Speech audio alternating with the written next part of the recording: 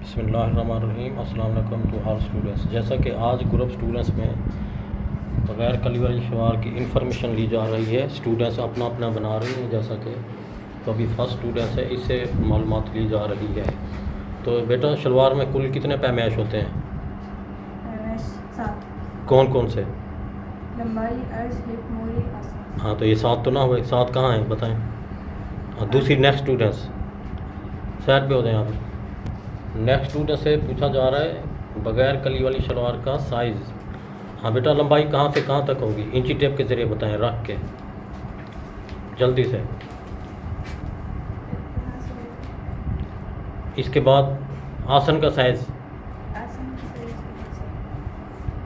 और अर्ज का अर्ज यहाँ से। और पांचा मोरी। हाँ, तो ये कितने साइज़ हो चुके हैं? लंबाई 1 हो गई, आसन 2, और पांचा 3, अर्ज। 4। अगर ये शलवार टेबल पर रखी हुई हो तो ये 5वां साइज जो बुक में शो हो रहा है, ये हिप वाला, तो फिर ये कैसे पता चलेगा हमें?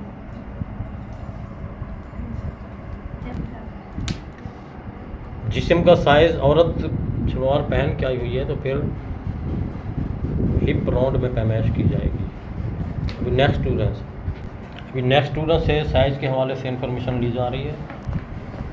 तो सबसे पहले इसकी लंबाई कहाँ से कहाँ तक यहाँ से यहाँ तक।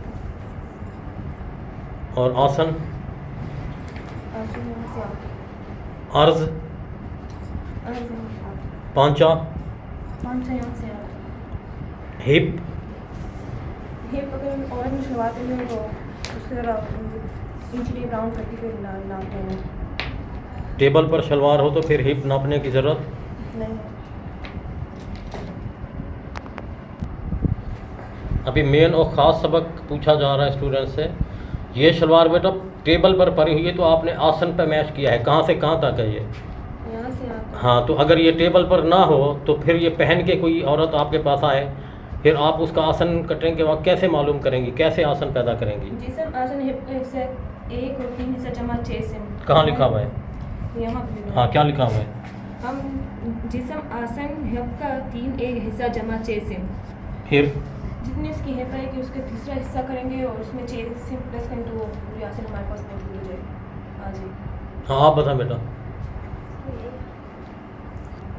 हाँ, आपसे पूछा जा रहा है हिप को 3 पर तकसीम करके 6 जमा करेंगे तो कौन सा एरिया मालूम हो जाएगा? आसन कहाँ से कहाँ तक? यहाँ से आसन। तो ये टेबल पर है। जिस्म पर आसन के लिए राउंड का पैमाइश होना ज़रूरी है, जिस्म का राउंड। अब जैसा कि ये औरत खड़ी हुई है या कोई स्टूडेंट बच्ची है तो उसका इस तरह से आपने ये 2 फिंगर लूज रखना है। इस तरह हिप को पैमाइश करना है 2 फिंगर लूज। अब जैसा कि मेरी हिप 100 है तो मैं 100 को 3 पर तकसीम करके उसमें 6 जमा करूँगा तो आसन मालूम हो जाएगा।